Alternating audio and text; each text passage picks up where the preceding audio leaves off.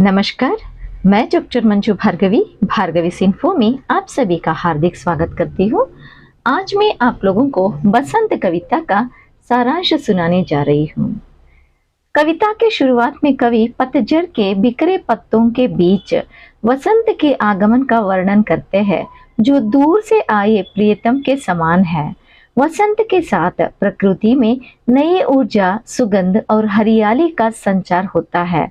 सरसों के फूलों की तरह खिली जवानी, पकी फसल की तरह गदराया तन और प्रिय के आगमन से लजाती प्रकृति की छवि प्रस्तुत की गई है।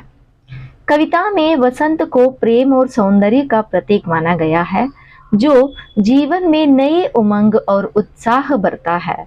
प्रकृति के इस रूपांतरण को कवि ने मानवीय भावनाओं से जोड़ते हुए दर्शाया है कि कैसे वसंत का आगमन मनुष्य के जीवन में भी नई आशाओं और प्रेम की अनुभूति कराता है।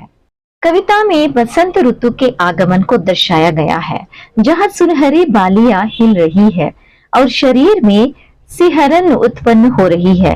प्रेम के निकट आने की उत्सुकता से मन और शरीर में उत्तेजना है। नवीन कोपलों के रस भरे ओंठ खुले हैं। मधु पराग की अधिकता से कंठ रूधा हुआ है।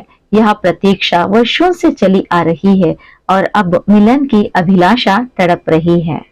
कविता में वसंत ऋतु के आगमन से प्रकृति में आए परिवर्तन का वर्णन किया गया है।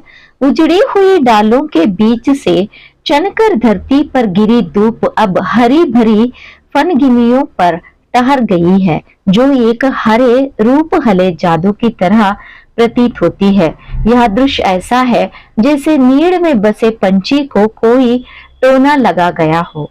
आम के पेड़ों में मधुरस उफन रहा है और वे बैर से भर गए हैं।